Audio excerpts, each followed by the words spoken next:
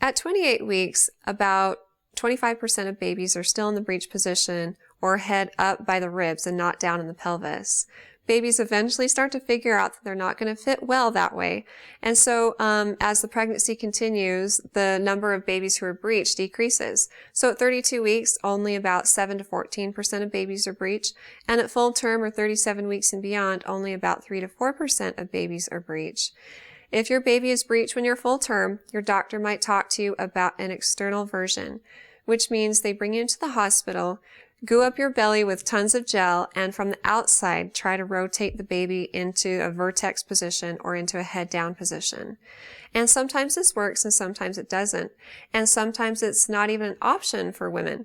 They do an ultrasound before performing it and decide if, based on the umbilical cord and the placenta location, if it would be a good option for you and your baby to try.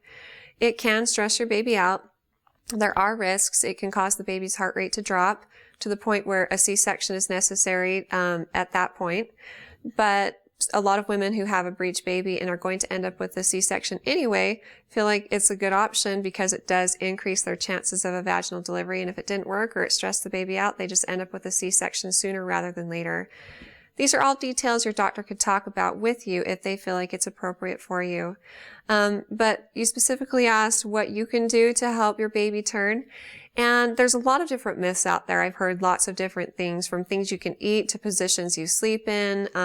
There's no good data to support these methods, and some things like standing on your head could be unsafe for you and your baby. So those sorts of things aren't recommended. It would just be best to talk to your doctor, follow up with them, and just because you had a breech baby last time doesn't necessarily mean you'll have one this time. Like I mentioned earlier, only about 3 to 4% of babies are breech at full term. And it's at full term when it matters most, or at the point that you go into labor, which is hopefully full term. It's not likely that your baby's going to be breech again because, like I mentioned earlier, only about 3 to 4% of babies are breech at full term. And we're not really worried about what position your baby's in until you go into labor, which is hopefully at full term. You are at an increased risk to have more breech babies if you have an abnormal uterine shape, something like a bicornuate uterus.